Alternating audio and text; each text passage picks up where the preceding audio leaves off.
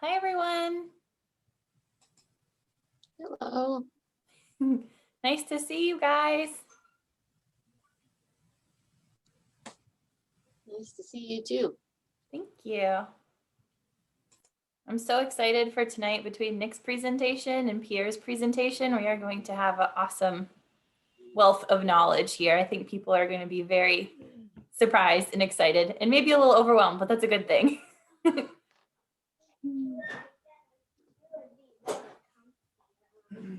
Were there more people that signed up between the last one and this one? Yes, as of right now, I think we have around 60 people. So Nice. yes, we're getting quite a few. And I just had an email say, hey, is it too late to sign up for tonight? I'm like, all right, well, let's do it. So it's getting a lot of people's attention, which I think is really good because it just shows the need of it. So it's good. And they're all being recorded, so. Yes. So it's good. They are posted on our website.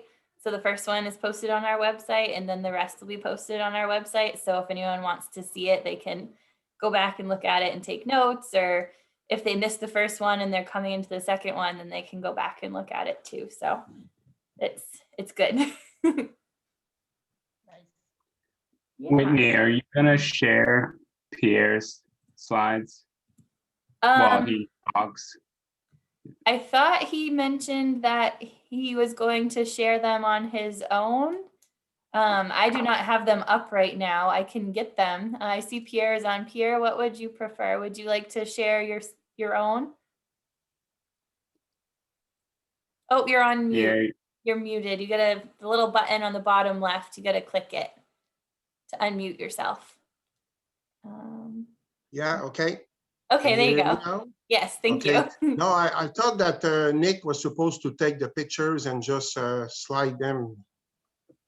yeah, I can do that. I have it open. Yeah. That's what Pierre and I talked about the other day. Yeah, Maybe it was before you hopped on, Whitney. I just didn't know what your plan was. You can do it if you want. I can do it. It's all If good. you have it up and ready, please feel free, because I'll have to go back through my emails and bring it up while I'm trying to monitor the waiting room. So if you don't mind, Nick, that'd be awesome. Thank you. Yeah, no problem.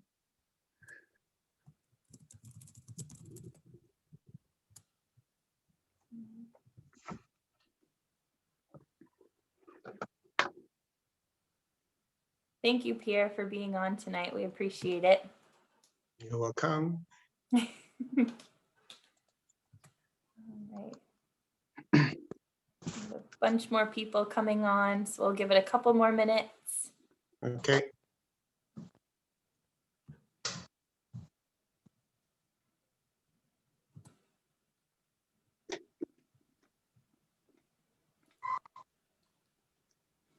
Hey, Whitney. Hi, Jess. How are you? Hi, we're good. How are you? Good, good. Thank you for joining us. Oh, yeah. I see a little face too in the box there. Hi, Ellis. Shout out to Ellis. Thank you for joining us. We love to see young faces on here. Thanks, Whitney. We're trying to get dinner on the table and join this conversation. So see how we do. We're going to turn our video off in a second here.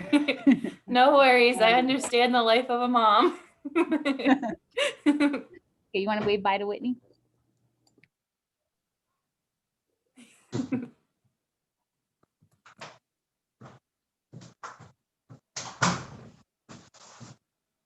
All right, awesome. We still have more people coming on, so we'll give it another minute.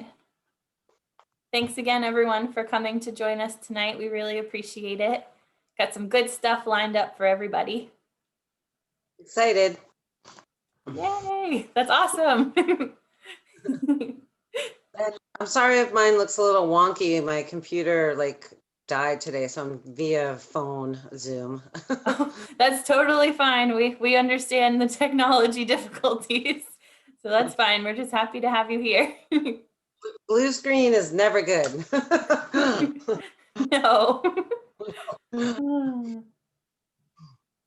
Maybe we can find out a seed to grow a new computer. Yeah, that would be nice. Yeah, you'd probably make a lot of money. Yeah, right. Seed company, right? Yeah. Very expensive seed company. Yeah.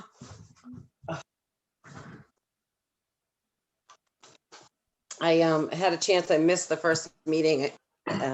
So I had a chance to go over that today, and so thank you guys for posting that. Awesome. Yeah, you're welcome. All the sessions are recorded, so it's nice that you can go back and see what you missed. That way it kind of makes sense all in a line for all the sessions. So. Right, well, plus with the presentation that you guys put on, it's nice to go back and even just look at the cold crops, the warm crops. Okay, what do I, for a beginner anyways. Yeah, absolutely. That's what we're here for, to help everybody start in and even give light to those that are already probably professionals in this if they want, Right. other opinions. So it's good. We still have a few people coming in. I'll give you another about 30 seconds and then we'll get started.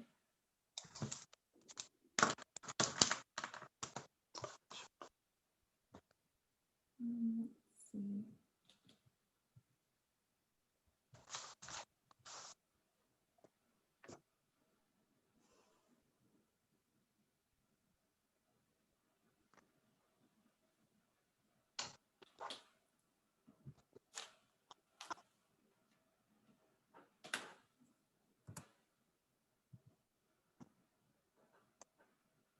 Alrighty. Well, I guess we'll get started. It is 6:01. People are still trickling in a little bit, but that's okay. So welcome again, everybody, to the North Country High Tunnel Series. I am your host, Whitney Lewis. I work for the Coos County Conservation District. I am their district manager. We are super excited to have you all here tonight.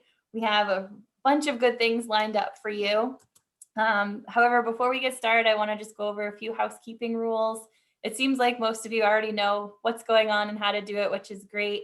So while we are presenting, we do ask that you guys mute yourselves.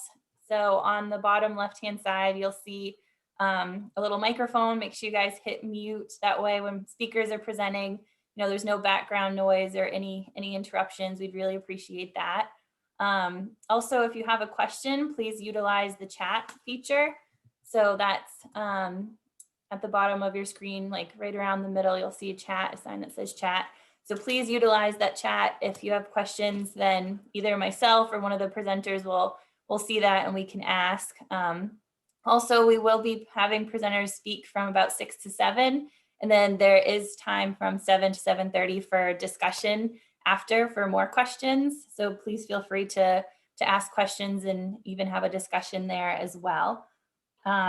So today we have our high tunnel information is on site selection and construction.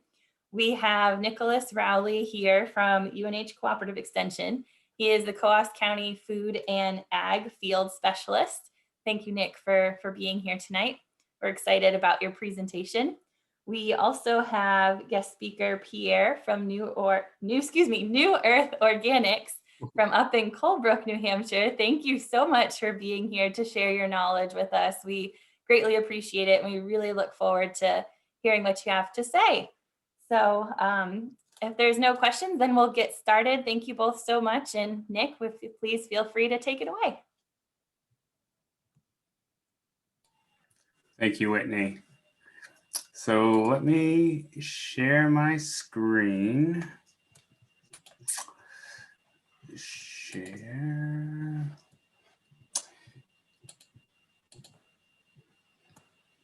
Now, Whitney, can you just give me a thumbs up if I'm showing the right screen? Do you see my Yes. notes? All I see is your stuff, not your notes. So you're good. Awesome. So I'm gonna move this and I'm trying to move this. It's not working well. Can you see if I move my video box windows to my shared screen, does that come up? No, you're Good. good. All right. I think I figured this out by now, but so let's let's dive in. Tonight, I'm going to talk about key considerations of high tunnel site selection. Here's my contact information. If you have questions after this presentation, this information will be at the end of the presentation as well. So let's start off with me asking you a question. And so if we look at this picture of this high tunnel, do you think that this is a good spot for a high tunnel? And I'd like to hear why or why not in the chat box.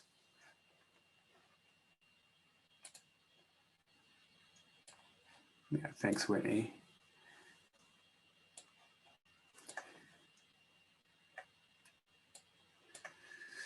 So we got one answer from Sue, full sun, and another one for full sun. Yeah, I think that's a really good point here. I'll give it a moment. Yeah, so maybe bad wind. Yeah, they're rolling in now. So too much snow, very exposed, high winds. Looks good, not near other buildings. So a lot of considerations, and a lot of those thoughts are right on. So let's move forward here. So there are a lot of things to consider when selecting the site for your high tunnel. We have orientation, we have soil properties and slope, we have ease of access. We have the crop that you're growing and the time of the year that you will be doing the growing. Operational flow, so how it fits into your overall workflow of your farm or your business. Wind and ventilation, that was a couple things that were brought up in the chat box. Hours of sunlight, definitely really important. And then also access to utilities. And so you put all those considerations together when you're choosing a site for your high tunnel. High tunnels are valuable pieces of farm real estate. So when you have a high tunnel, you have different growing environment, which opens up possibilities. This increases your growing as well as your market potential. So siting your high tunnel is very important because it's the foundation of this part of your operation. Keep in mind that it may not be feasible or realistic to have the absolute best of all of these factors for your high tunnel on your property, but these are all things you should consider before you build your high tunnel. So let me ask you another question. I mentioned orientation. Does anybody have any opinion on which way your high tunnel should be oriented? You can put that in the chat box.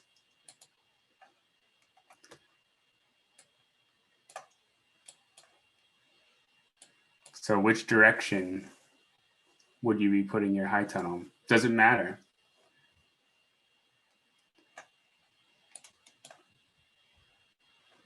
It's okay if you guys don't want to answer because I'm going to tell you. So, okay, we got east to west. We got north to south. Olivia knows the answer, but she's not going to tell it. So, all right.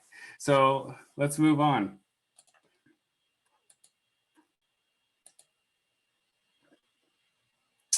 So because we are in the north, our sun's path changes during the year.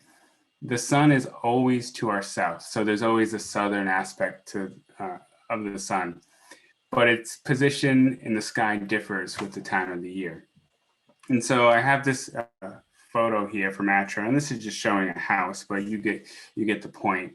And this first arc right here, we have the sun's path in the summer. So you can see it's high in the sky, and this the duration of the sun exposure is longer because this path, this arc, is wider. In the winter, as we all know, the days get shorter, the sun is lower in the sky, and so this arc is more narrow, and the sun is closer to the horizon. So I thought I would try to illustrate this by using cartoons. So we'll see how this goes. And if you guys hate it, please let me know in the chat box and I'll never show this again. So, so here we have orientation of this high tunnel, and this is east to west during the summer months. And so the sun comes up, it goes high in the sky, and we have this wide arc that exposes this tunnel to sun for a long period of time. We can flip that 90 degrees. So now this tunnel is running from north to south. It's still summer, so this arc and this duration of time is the same as in the last picture, but what changes is how the sunlight falls onto this tunnel. And so it's high in the sky and we're getting sun into this tunnel, but the issue with this is that there tends to be more shadowing with the superstructure or the frame of the high tunnel. The shadows don't move throughout the tunnel as much as they would if it was orientated the other way. So now let's look at this tunnel in the winter. And here we have the east to west orientation. And you might not be growing in January or February, but you think about those shoulder seasons in October, April, March, where you have really low light in that you're using these tunnels to get a head start on your crops. And so east to west orientation, the sun comes up and now it's lower in the sky and the arc is more narrow. And so east to west, we have full exposure of this tunnel throughout the longest part of the day, right? We have the most exposure to that sun as that we can possibly get. If we flip this tunnel 90 degrees and have it running north to south in that winter sun in the sky, you can see that we don't have that much exposure because the tunnel is pointed away from where the sun is. Furthermore, we might have solid end walls, right? If we're growing in the winter, we might have insulation on here. We might have solid end walls because they're doors. So that could further block that sun from shining in on your crops. And so one way to mitigate that would be to put clear end walls up, right? You could put plastic here and that would let some sunlight in, but that's, you're still not going to have the most amount of sunlight exposure with that orientation if you do that. So the recommendations from the high tunnel manufacturers are above the 40th parallel. So we're 44 plus or minus, depending where you are in the North Country.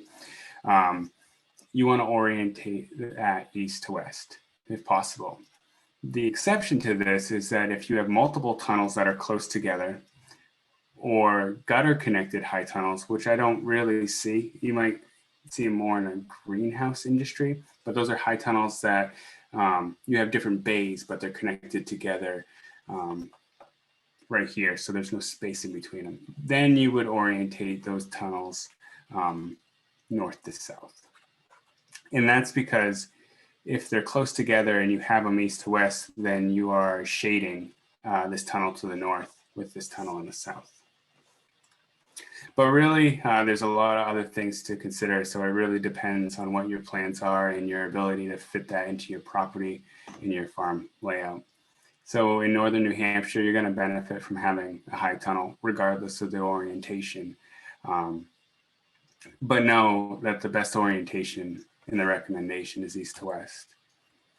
So our colleague, Jonathan Ebba, is a field specialist in Stratford County.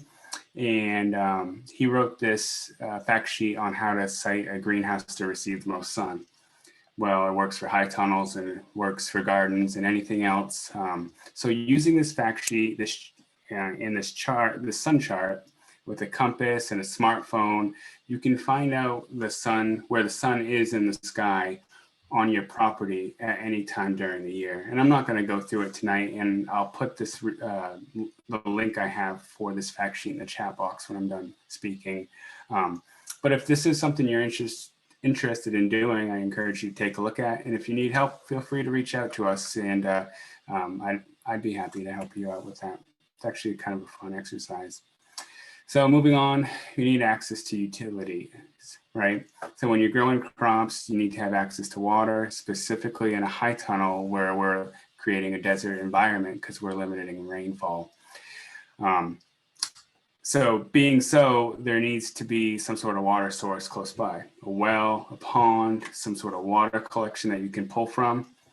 If you're using your tunnel for starts or maybe winter processing, you're going to need a water source that's year round. So having something like a frost nozzle shown over here, or maybe heated water lines is going to be critical to making that easier. If not, you're going to be lugging water from somewhere else, and that gets old real fast.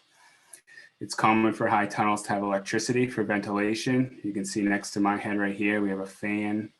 Back here, there's some louvers. And if you're the person taking this photo, right behind you is an exhaust fan.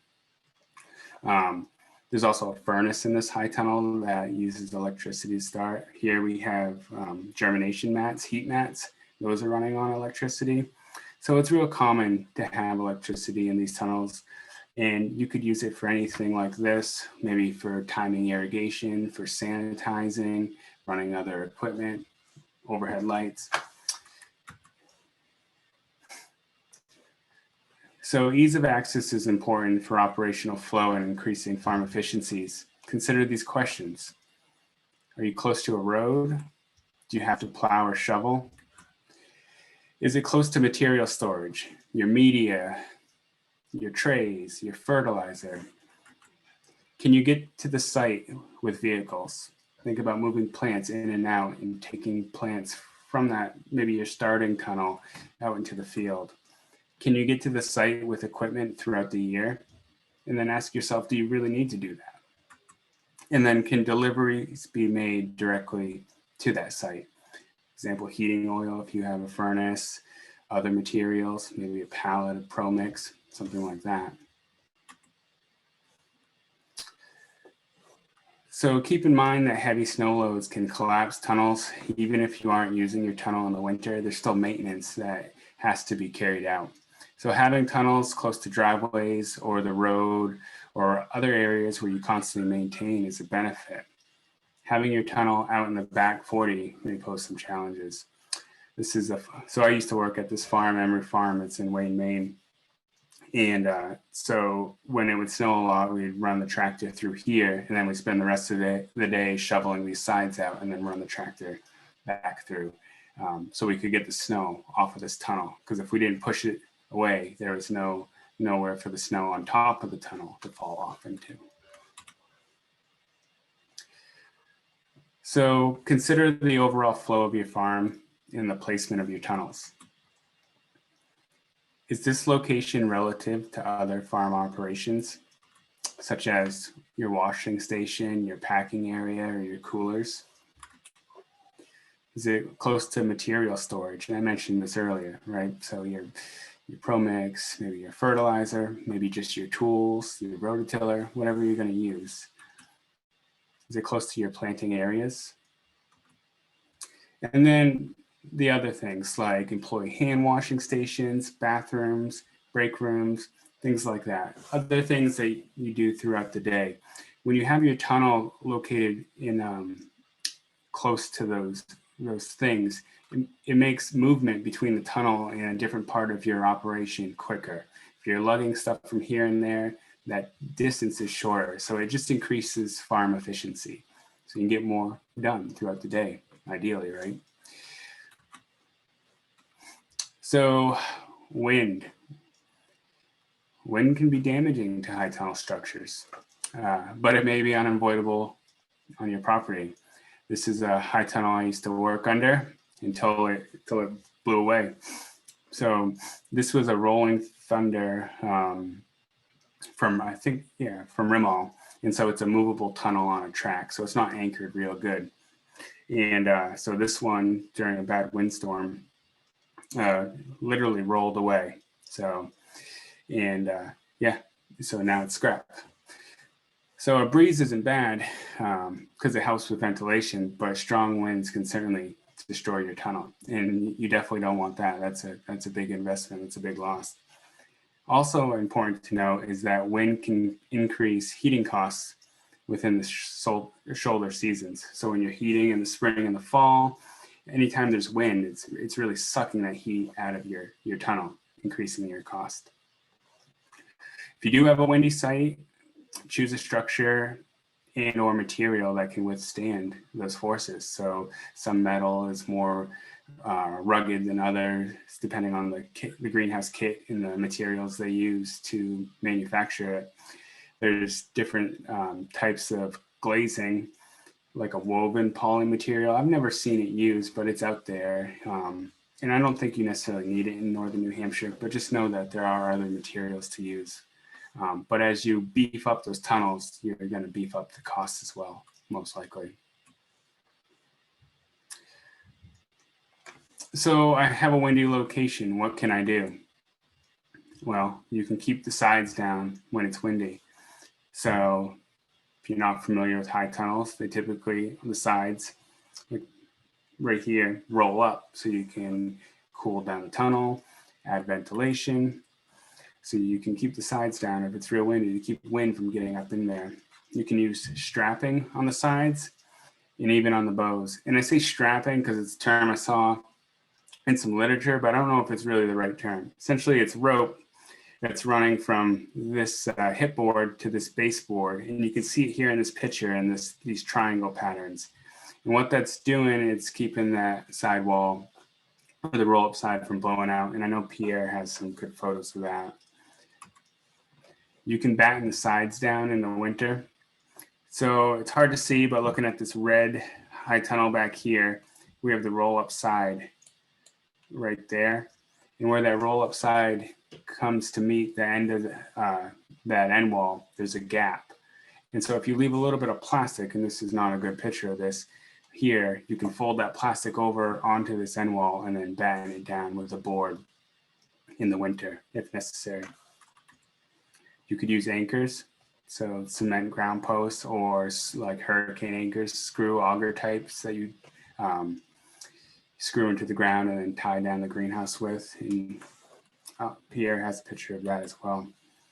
Wind breaks, so you can block some of the intensity of the wind from coming to your site. Orientation, so in really windy areas, sometimes they orientate the tunnel parallel to the prevailing winds. So you have less surface area for that wind to catch when it comes to your site. And then install the tunnel correctly and soundly. Keep the plastic tight. So make sure it's installed right. You don't want the plastic flapping around like crazy because it's just going to decrease the lifespan of that plastic. It's going to, rub on things. And then you have an option of removing plastic when not in use, but you got to ask yourself, is it practical for you to do on your farm? So in this picture here, we have a high tunnel and it's obviously the winter. And so what they've done is they've taken the wiggle wire out of this lock channel and they have rolled up this side, but since there's no wiggle wire here attaching it, they can just roll it all the way up to the top. And they did this on both sides. I've also seen it covered with a tarp or some other form of plastic once it's up here to keep ice and snow from getting into that as well.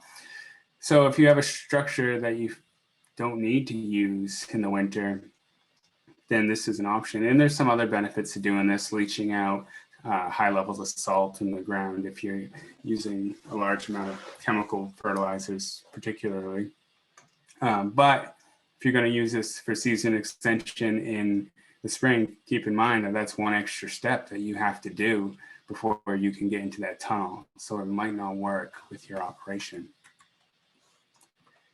So here's a picture of some broccoli. And I don't want to talk about the broccoli. What I want to talk about is this windbreak that's back here.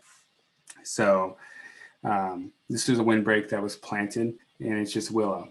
Right, so fast growing species. So a windbreak could be a natural barrier like the woods. It could be a building that your tunnel is sited behind, or you could plant a windbreak if you need one after the fact. And just keep in mind the species of plants you're using for that. Fast growing species, nice because you can have a windbreak sooner rather than later.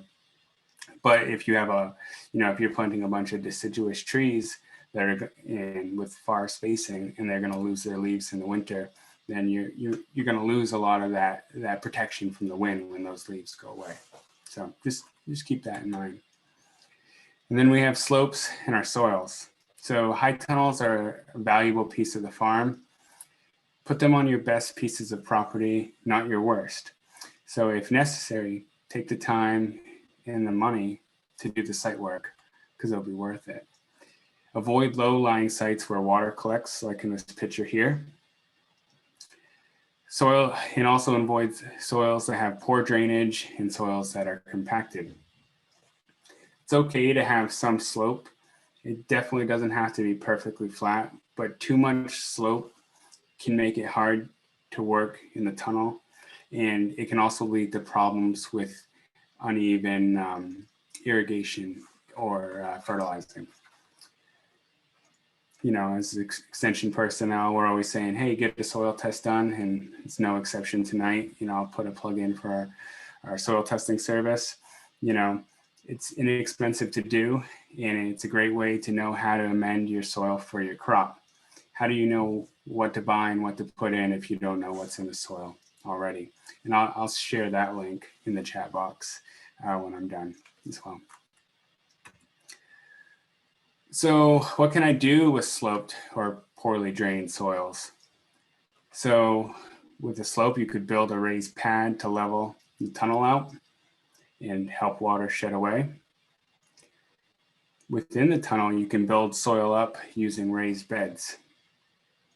Really, the best thing to do would be to avoid slopes in poorly drained soil, right? But it's not always an option.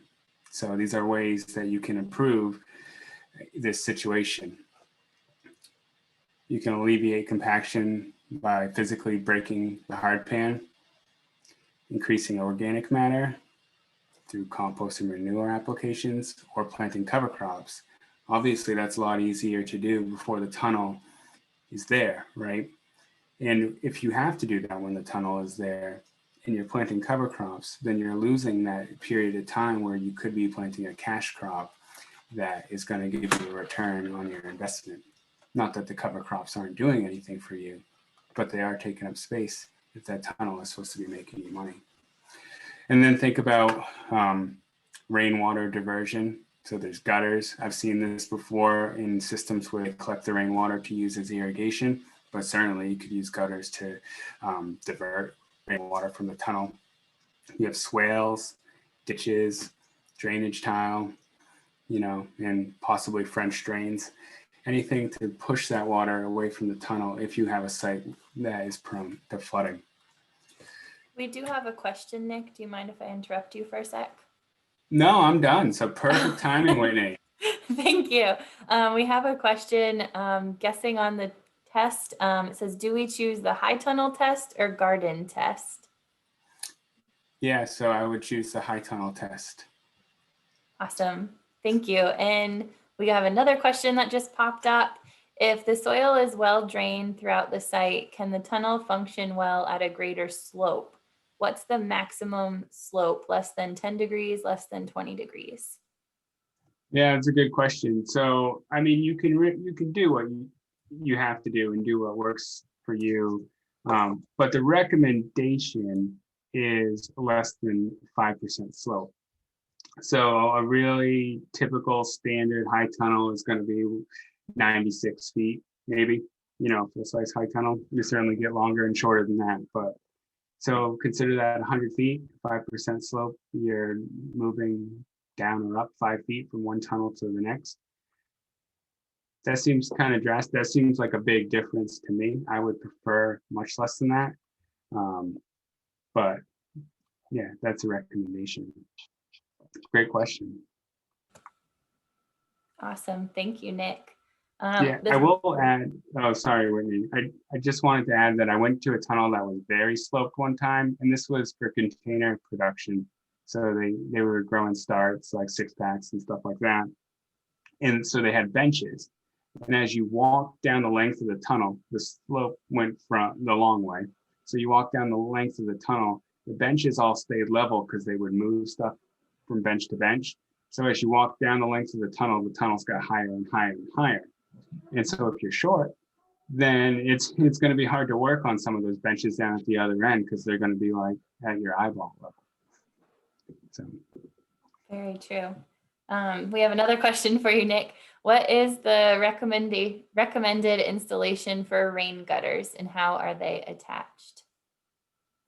Yeah, that's a great question. I really don't know the answer to that. I haven't built one with rain gutters, but I would say, so if we were going to put them on this tunnel, and this is speculation, so take it with a grain of salt, but I'd probably attaching them to this hip board, but how I attach them, I'm not quite sure.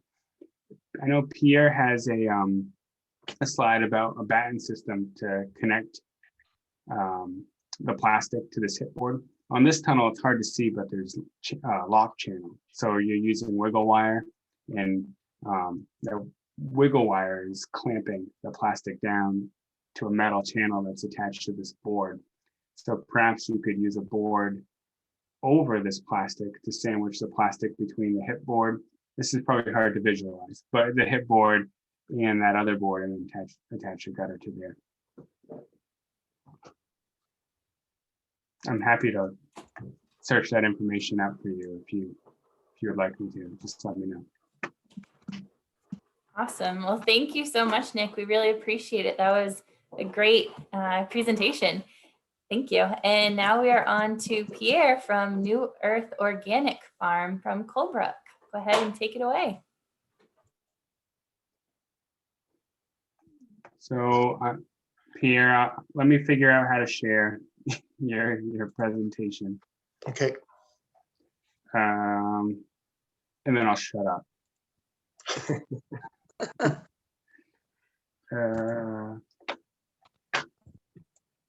There you go.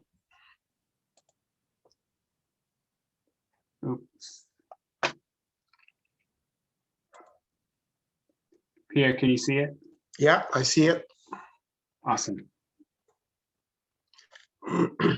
Okay, so thank you very much, everybody, for having me. This is what we have up in Colebrook, these four greenhouses, the eye tunnel.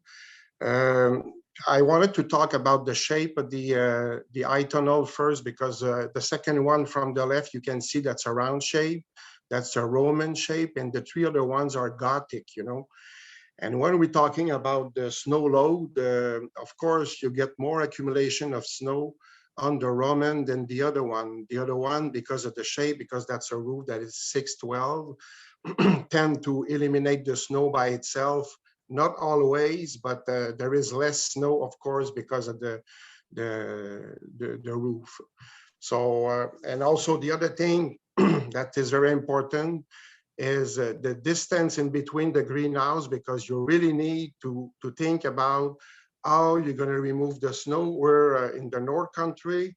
I'm in Colebrook, and you are probably all in the Coles County, I guess. And we have a lot of snow. And even if you shovel down the snow from the greenhouse, it's going to come down. And it's very easy to get 6 feet of snow on each side of the greenhouse at one point. So like we've seen on Nick picture earlier, you can use a tractor, use a pickup truck, use something just to shovel on the side of the eye tunnel, because in the spring, you're going to want to get the snow away as fast as possible, because you want to get the sun shining in the greenhouse. So on that picture here, of course, the sun is on the right side. So we get the sun shining on the length of the greenhouse on all these greenhouses.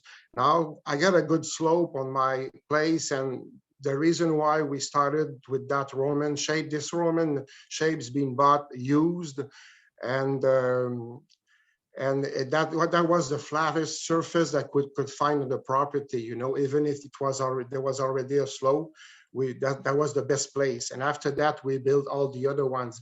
And if you look on the right side, the third one and the fourth one, you can see that underneath the last one, we had to fill probably 17 feet of field that we found on the property at different places in order to get a ground level that would be level to be able to set up a greenhouse like that, you know. So I guess you already need to adapt to the properties, to the field where you're going to work with, and make sure that we got 4 seasons, and you need to think about how you're gonna be able to remove the snow, because most of the time, 2-3 times per year, we need to shovel the high tunnel, and sometimes shovel also by hand, because between the first one and the second one, because of the slope and ledge over there, we need to do that by hand. So we really need to think about it. So okay, so we can go to the next one, Nick. Okay, over here, that's the first one that we built. That one is built specifically because when we got that tunnel, all the posts were rotten because that was a 20 years old tunnel that we bought used, and it all galvanized. All the frame was good, but the posts, they were not good. So we had to do some square block like that with a piece of metal. So you won't have to do that because we're gonna go down the road with the other pictures. And usually you get posts that you can put directly in the soil, and that's gonna be a lot easier than what we did right now. Okay, but the most important thing, of course, you need to follow the basic of construction. It needs really to be square to make sure that all the distance between the bow is always what is recommended. This one is 26 by 96. So each of the bows are 4 feet apart. So you really need to make sure that there is 4 feet, not 4 feet 1 inches, 4 feet 2 inches, because at the end, you don't want to end up getting posts at 96 feet and 8 inches, you know, because all the purlins and the cross ties and all the other piece of metal you need to, when you need to put everything together, that's a very specific length, and you need to respect that. Otherwise, it's not going to go together. You know, it's going to be a problem. Okay, next one. Okay, over here, that's the inside of that Roman shape.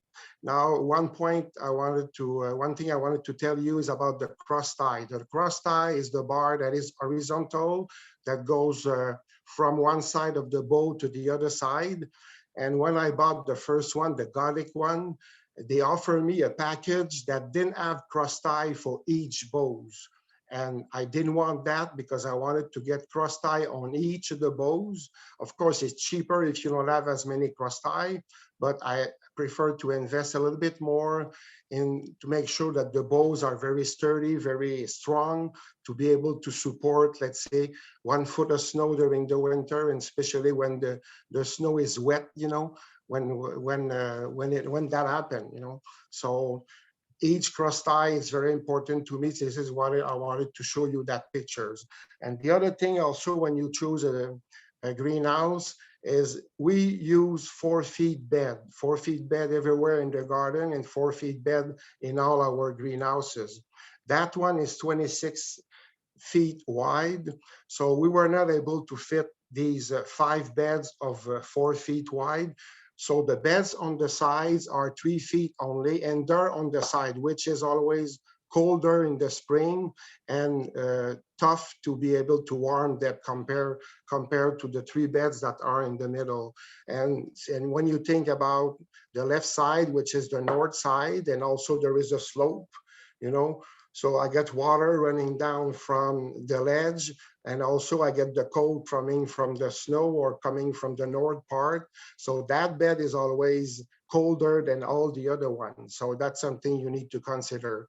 You will probably see in the other high tunnel I have, instead of 26 feet, that's a 30 feet tunnel. So I've been able to put 5 beds of 4 feet, and on each side there is like a 2 feet walkway that you can walk along the greenhouse. So that's very important to me.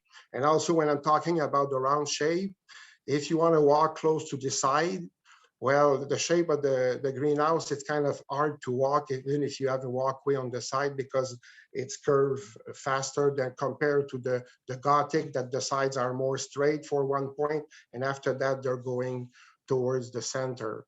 So that's something to consider. And right now, for these two beds that are on the side, because they're closed like that, and because on the right round shape, when it's time to grow tomato, I cannot put tomato over there, even cucumber, because it's too low over there. So I need to put the tomato and cucumber in the middle beds. So that problem I don't have with the Gothic style.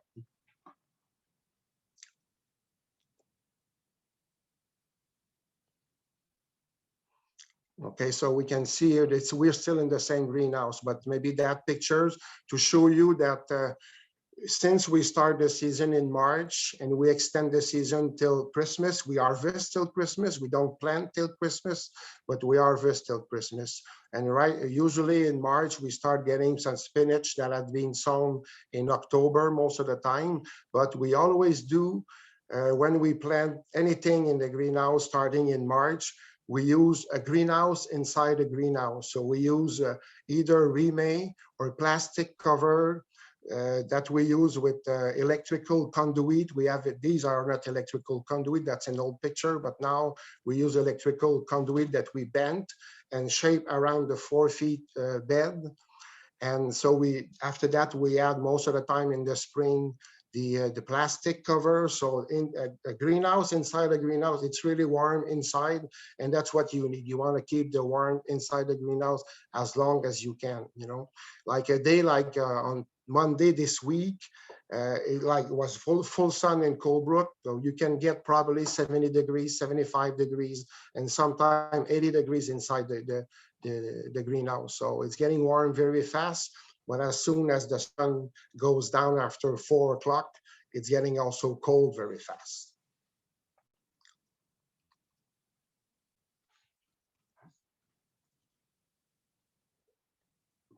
Okay, over here we got, just wanted to show you the cord, the twine that we use to hang the tomato, the cucumber, and the peppers.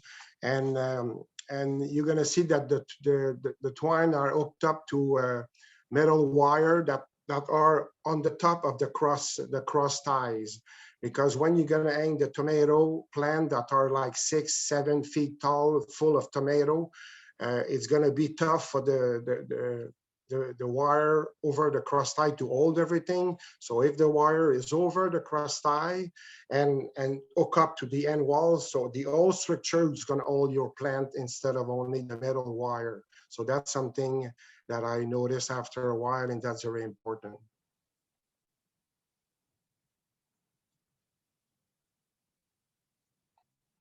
Okay, so over here we got different things to look at. If you look at just the greenhouse by itself, when Nick was talking about wind and was talking about cord to hold the rolling down and rolling up windows, you get a good example over here that you put the eye bolt in between 2 bows at the bottom, and you hook it up to the part of the wood that is up the roll up side window. So that's one thing. And the other thing is the retaining wall that we had to build, because we have a slope. We decided to do some raised bed inside the greenhouse because of the water coming from the north part and going down towards the greenhouse. So with like a raised bed like that and the retaining wall like it is over here, that does the job right now, you know. So we're okay with that. We're happy with that. And the other point is I always prefer to keep the outside of my greenhouse very clean. Over here we see that over that retaining wall, we plant different things during the summer, you know, so there is always something grown over there, something we have weed barrier also. And like I said, the other eye tunnel that we have, we just put a piece of like plastic. We have leftover plastic that we put on the side at least 4 feet to make sure there is no weed growing and no seed coming from outside to inside the greenhouse.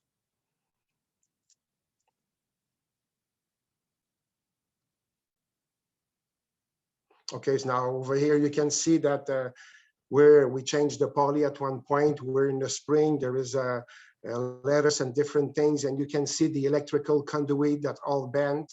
and we put the plastic over them. Like we do that for quite a long time, and you do that, of course, overnight after 4 o'clock. You're going to stay there overnight, and usually in the morning when the sun comes out, you need to remove that also, because you always need to get ventilation and airflow in the greenhouse also to get the humidity to be released, because you always water all the time. Also, that's something that you need to consider. So, okay, maybe on the right side, if you look below, you can see that the piece of plastic that you see over there, that's probably close to 2 feet, that I put all the way from one side to the other end of the greenhouse. And I call it a skirt. I don't know if this is a good term for that, but the reason why I do that, and when you open, it's getting warm in the spring. It's too cold to roll up the window too high. And also when you want it to get ventilation inside, because sometime in March or April, it's getting too hot inside the greenhouse. So you really need to start opening the window on the side. So the plastic, the skirt help to avoid cold air on your plant, which are technically seedling at that time. They're very fragile. You need to protect them. So for me, that skirt is very important to avoid that, cold to get on the seedling. And also you need to think about maybe small animals that would like to get and taste your harvest, your lettuce and different things. So that's also a protection for that.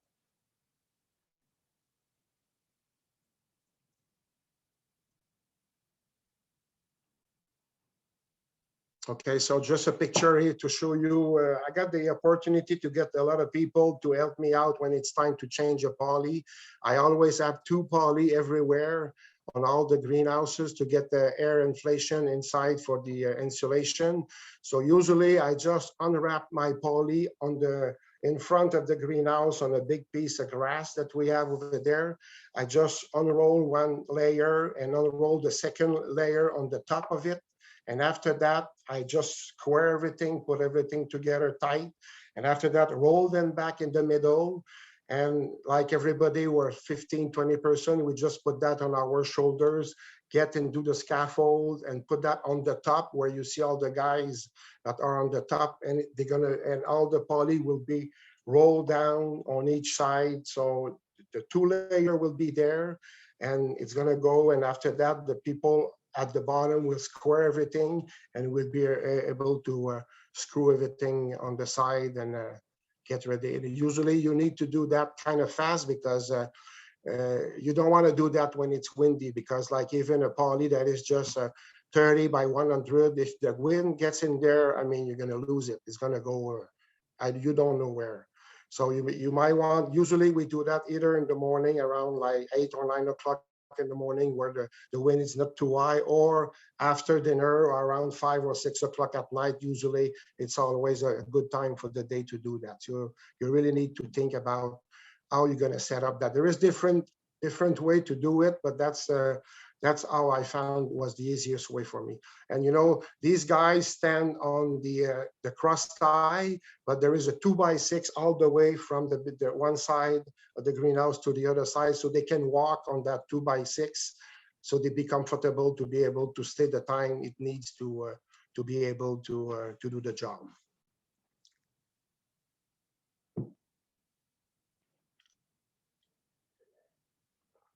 Okay, at this level here, the 2x4, I usually use like pressure treated wood, because even if I did that at the beginning, after the second time I changed the poly, it was all rotted. So over here, I had to change it after.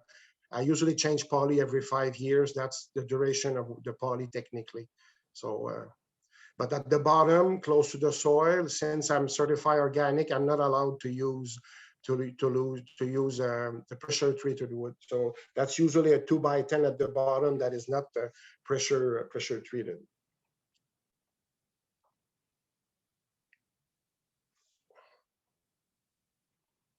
Okay, the doors, the opening, I decided to put opening 8x8, 2 doors or 4x8.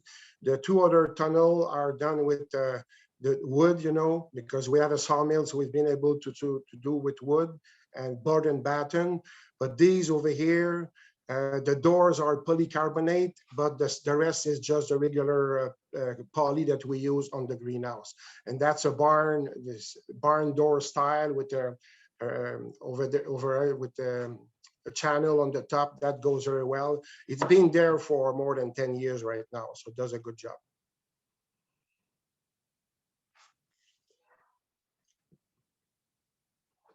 So that was the first construction of these, the Gothic style with the 2x10 on the side. You know, I got cross tie everywhere.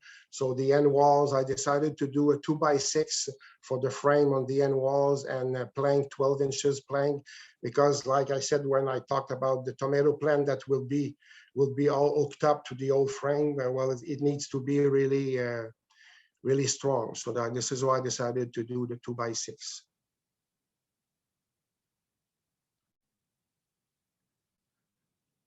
Okay, so that's the way we use the roll-up side. Some companies sell some kind of a handle that you turn, you know, could cost a couple $100, I believe. I don't have that. All my greenhouses right now, they have along the bar at the beginning on one side, they put like, they do some kind of T, you know, and that bar that seems to be like vertical right now, it can slide from one side to the other. So that's allowing me to be able to roll it down and roll it back up.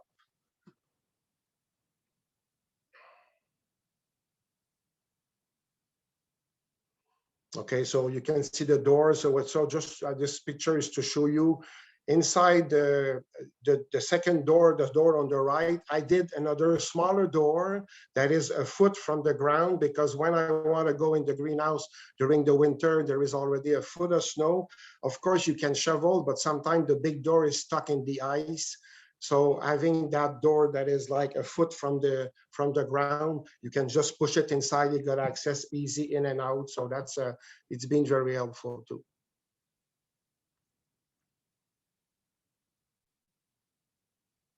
Okay, and that's how I just tightened the wire that goes over the cross tie to be able to hold the tomatoes and the cucumbers.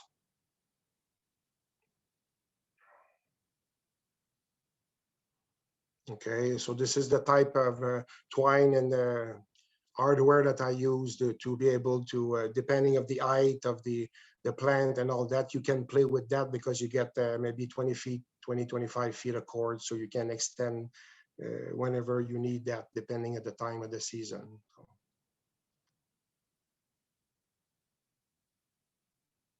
Okay, so we can go to the next.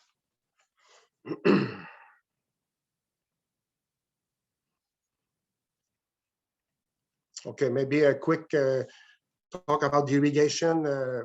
We do different irrigation during the summer. We do the drip irrigation because the tomato and the peppers, and especially cucumbers and tomato, you don't want to do sprinkler with that, you know. But early in the spring, when it's too cold and we get still frost, I need to get a garden hose from the smaller greenhouse and bring a garden hose to water what I need, mainly the spinach early spring. And after that, when there is no danger for frost, then I'm gonna use the sprinkler because at the beginning, it's only radishes. It's only something that can take water from the sprinkler, you know, that's spinach, tatsoi, arugula, something like that. But after that, as soon as we put the seedling of tomato, it's going to be the drip line that we use. Can I add something into that, Pierre?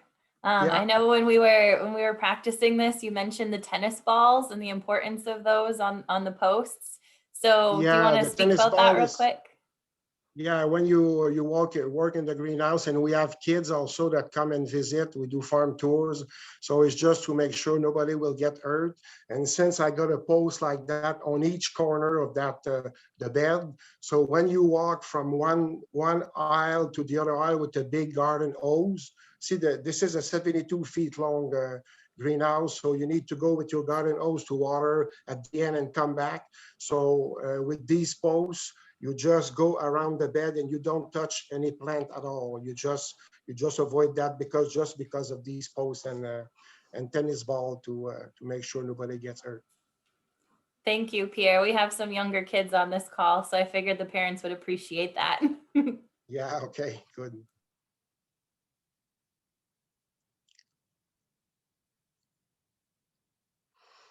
Okay, so that's like an example of the 5 beds that we got walkway on the outside walls, you know. So, and because of the Gothic shape, so we can stand and easily we don't touch the poly and anything like that. So that's easy access. So this is why I like the Gothic style, because also the height in the middle of that specific greenhouse is 17 feet. So in the summer, when it's really hot and you roll up the side and open the doors, all the heat goes on the top. So then you can start the fan and the louver, so you can just eliminate and get good ventilation. And maybe one point about the fan, depending of where your greenhouse is going to be, compared to the house or compared to the where you're going to live, put the fan on the opposite side so you don't get the noise of the fan. Because if when you're at home during the day and you hear the fan all the time, it's getting noisy and boring at one point. So at first, the first greenhouse, I had that on the wrong side, and I changed that after so it reduced the noise for people that are close to the house. So that's one small details, but convenient.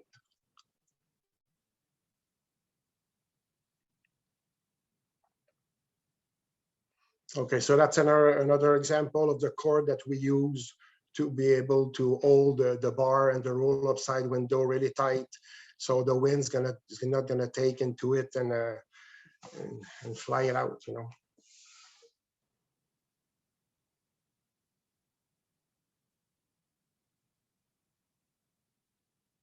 The top of the skirt, I see the person that asked the question. The top of the skirt is just metal wire. That's a piece of metal. That's each of the bow. I got a screw over there, and the metal wire just goes around the screw to be able to keep that level from one side to the other side. Okay, so that's an example, of course, of the electrical conduit, what we use also to cover them with remay. We use also weed barrier inside greenhouse. Even in right now, what we have weed barrier on the bed, but we also have weed barrier on the walkway also to avoid. So there is no weeds at all. So save a lot of time.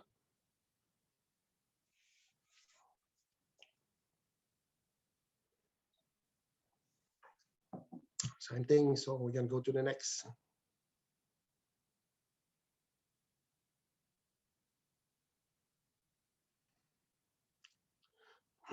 So retaining walls, or you know.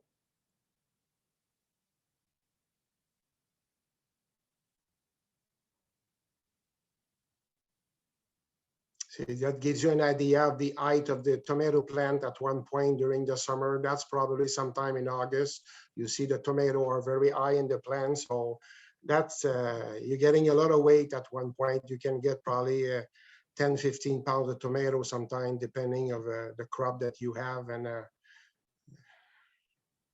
that's important to be able to use something to keep the tomato plant straight.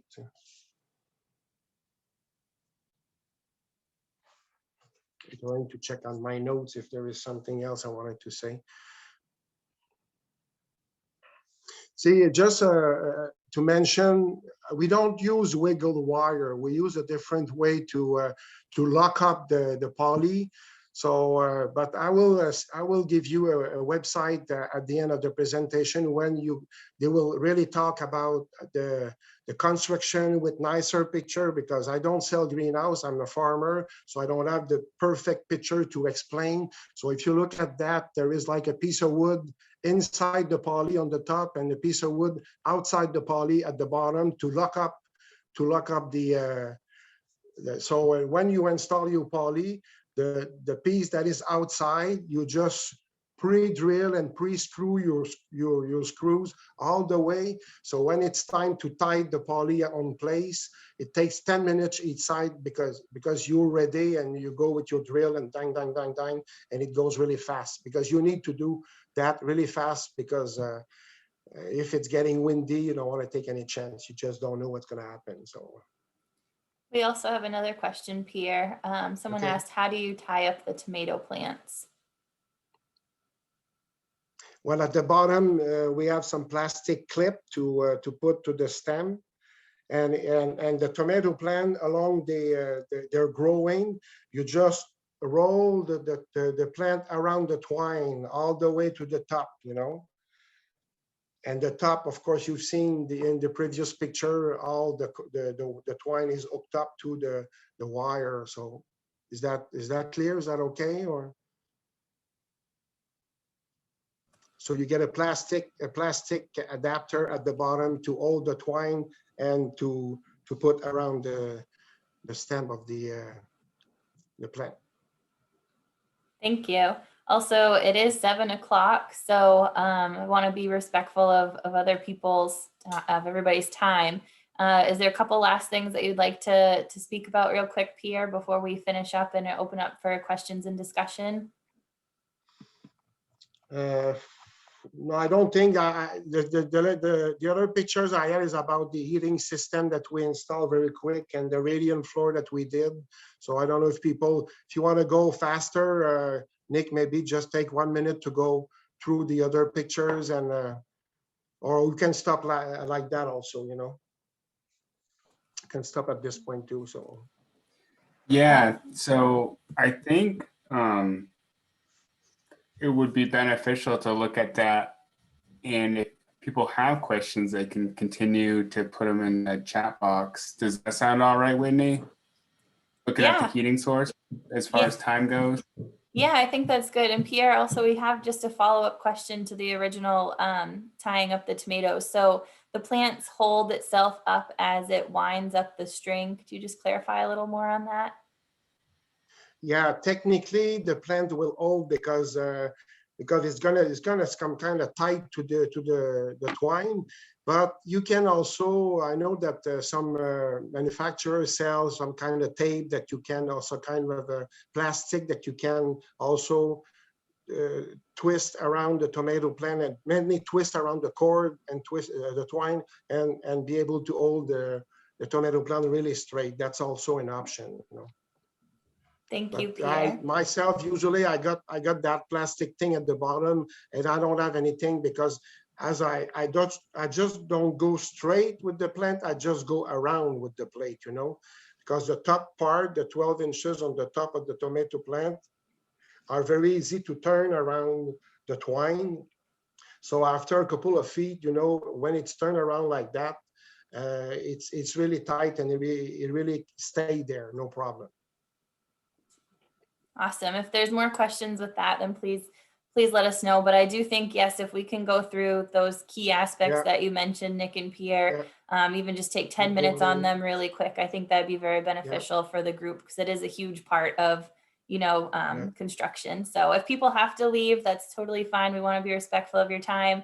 But if you'd like to stay for the next 10 minutes to continue with this discussion, I think it definitely will be worth it. So the smaller greenhouse. We set up tables like that with hot water pipes, and we start like in 2 weeks from now, February 15. We usually start the seedling, and we just eat these mat, you know, these heated mat. That's the same concept. These are table are 4x10, and of course the heat comes from underneath the soil. So at night we just put the poly over it, and that's the only thing we eat is underneath the table, you know. And you see the modine on the wall. The modine is to eat the whole air inside the greenhouse, even at this time. So just to make sure it's not gonna go below 40 degrees. But I don't eat the greenhouse at 70 degrees. That's a waste of energy, you know. So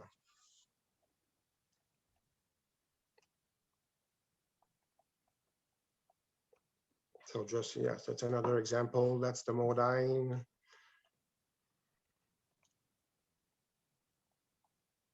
Okay, that's a boiler, wood boiler that I recycled from another building to change for a pellet boiler. That's what I use right now to show you the next picture, because we did a radiant floor in the first Roman shape. Let's see, we just dug 18 inches down underneath the beds. We put 1-inch styrofoam. We ran some pipe every 12 inches. We ran some pipe all the way to the greenhouse. And of course, we got the boiler that we start. Usually we start that at the end of February, beginning of March. And the idea is to warm up the soil. So we can get the soil in a couple of days about at the 70 degrees easy. And with the electrical conduit and with the poly that we cover, you know, the plant, so we keep the soil really warm all night long and all day long. So it does really a good job. With that specific way of doing things, we just extend the season for the tomato plant and the peppers and cucumber of a month. We usually planted the seedling for tomato at the end of May. Right now, we do that at the end of April. So we get a crop like almost for the 4th of July for the tomato, and earlier than that for the cucumber. So, I mean, it makes a difference, but that was a lot of work. So if you think that's an idea, maybe you want to do it before you build your greenhouse.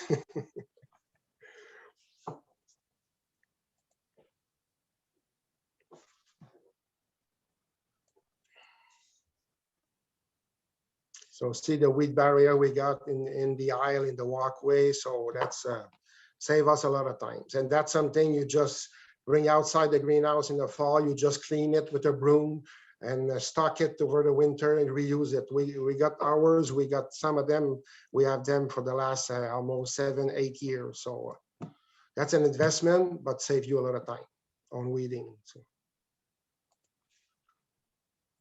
Same, we do the same outside, you know, same concept. We just protect what needs to be protected outside with the same idea. And that's your last picture, Pierre. Okay, the brand that we use, let me think. We bought it from Greenhouse Mega Store, so I don't have any brand in mind, but that's where we get our weed barrier from. Yeah, and what I can tell you maybe to finish that is we really extend the season really good in the North Country. That's a real good tool for the farmers because you can control, you can get more warm weather inside, it's more heat, and also you can control the irrigation also, which is what you want to do. You want to get warmer weather to get good vegetable, and you want to get irrigation when you need it. So you control that. So I mean, that's a good investment, good time, and good job, good growing. Yeah, and I'll just add that unlike using plastic mulch, that landscape fabric or weed barrier is reusable for years. Okay, there is a question about if I attract more pests. No, we don't, because well, first, now I was going to say we got a cat, but we're not supposed to say that. Yeah, we have a cat, but the thing is, it's not because of the cat, it's because when we start eating, we're going in the greenhouse all the time. And what attracted, we had problem with that at one point, mice and all that. And when we wanted to put mulch in between the aisle, mainly outside, we decided to put some hay, mulch hay, and that we had a big problem with vole and mole and mice and all that. That was a big problem. But since yeah, so no, we don't have any problem inside, even if we warm up the soil. We don't have anything to capture the rain because we don't have any gutters, and we never installed that. Usually when it starts raining, we just roll down the window to make sure there is no water inside because we want to control the irrigation. So right now, we don't have anything to keep the water.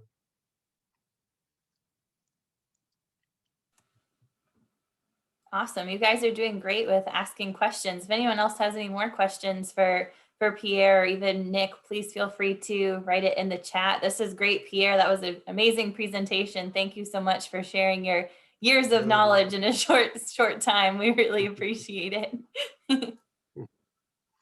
Okay, you're very welcome. Pierre, could you talk a little bit about building the pad or putting fill in to level your high tunnels? You had to put a lot of fill in, right? Yeah, we had to put a lot of fill that we took everywhere on the property, and of course, the main thing was to find the good soil to be in order to be able to grow in, because you can fill 15 feet like we did. We did 17 feet in one corner. That was the lowest part. But that was everything we could find. A lot of rocks, because we got a lot of rocks everywhere. We went to get rocks on the walls everywhere that we had in the field. We just fill up with that. But on the top, we just mix topsoil in one field in one corner of the property with compost that I do. But there was a lot of weeds the first year, so we had to tolerate that. And at the end of the year, I just finished up the season a little bit earlier. And what I did is I bought a big tarp, a black tarp that was covering everything inside the greenhouse.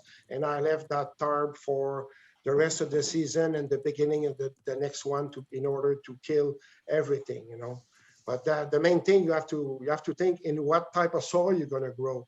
If that's a bare soil that you didn't touch, that's one thing, one point. But if you need to buy stuff, that's very expensive. Or if you want to do something with compost like we did, well, the idea is to control the weeds. So it's been tough for the first couple of years because there was a lot of weeds at first. But I think that they really recommend to get a little bit higher. If you build a greenhouse 30 by 72, like I did for the 2 Gothic, maybe you want to do something like 36 by, I don't know, 80 feet, which is like a big, some kind of slab, a foot, a little bit higher also. So you can grow on that. And also the drainage is going to be a lot easier too, especially if you have water like I had on my first greenhouse, because of the water was coming from the north. There is a slope also, and the water was running on the ledge. So, I mean, that's something we had to deal with at one point. So we installed a drain, 4 inches perforated drain on the outside, and that's been really helpful.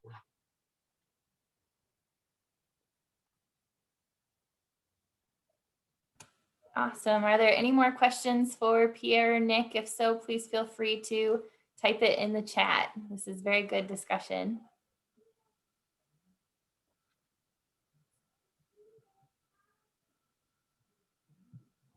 You definitely have lots of positive feedback, Pierre. Yeah, good. Looks like no one has any other questions. So I think we, I see one question just came up. The question is about the electrical conduit. I bought some at the local hardware store, at Home Depot, Lowe's, or anything like that, And at first I used the plastic one.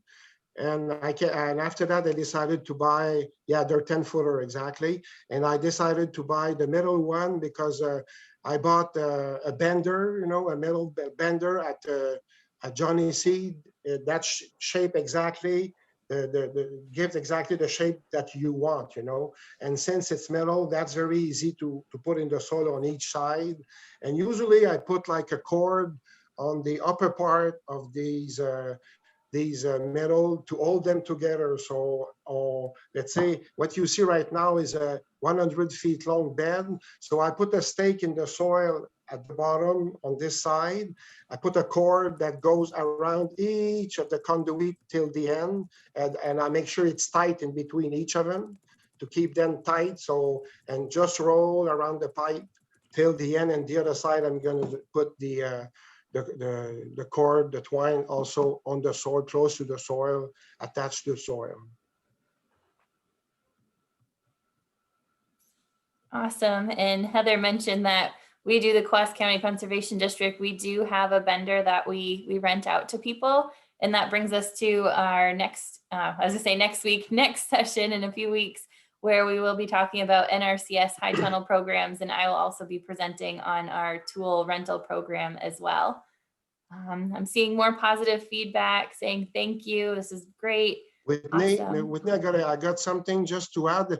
I send you like a website where people could look at just as far as construction, That's Ledgewood Farm. Okay. He's in Moulton Borough, New Hampshire. I don't sell greenhouses. I bought the greenhouse from this guy. He's very nice, very simple. But on this website about construction, there is a lot of pictures and give a good information of how he does that, to tell you also what kind of tool to use, everything, because that's his job, you know. And he's manufacturing the pipes and everything, so he's really good. And on site at this place, when I've been there last time, which is a long time, he had 20 eye tunnels set up that he grow himself, you know. So he's not only a manufacturer of greenhouse, but a farmer. So That's awesome. just look at this website. That's very important. I mean, you could learn something. There must be maybe other ones that would have information too, but this guy, I worked with this guy since the beginning. So Awesome. Yeah. Thank you so much for sharing that. And thank you, Nick, for putting that in the chat. You were way on the ball more than I was. Thank you. yeah. Awesome. Definitely Yeah, more positive feedback. Good. Oh, go ahead. No, I was just going to say, I don't sell greenhouses either, but I have worked in and installed ledgewood high tunnels. And what I've noticed about them is that the material is more rugged. So like the thickness of the pipe for the hoops is much thicker than some of the other tunnels that I've seen. If you're thinking about, you know, snow load and stuff like that, yeah, something to look into. Awesome. Thank you for sharing, Nick. Is there any other questions? Please feel free to drop it in the chat. Otherwise, I think we'll be wrapping up the session for tonight. Again, I want to thank Pierre and I want to thank Nick as well. Thank you guys so much. It was awesome, you guys presenting. It definitely was a lot of information. And if anyone has further questions, please feel free to reach out to me or to Nick. And if anyone would like to talk to Pierre, then I'm sure I can connect you that way too, because he has many years of experience as well. Yeah, Otherwise, no problem. yeah, thank you. Otherwise, everybody Okay. have a great night. And thank you so much for Thank joining you. us. We'll see you in 2 weeks. Okay, good night. Thanks, Whitney. Thanks, Pierre. Yes, you're Okay. welcome. Oh, I see a Bye, quick thing in everybody. the chat. Yes, this video will be available. It will be posted on our website. So Coas County Conservation District. I will send an email out with the link as well. So it definitely will be available. Just give me some time to download it and upload it on our website. Thank you guys. Appreciate it. Have Thank a you. wonderful evening.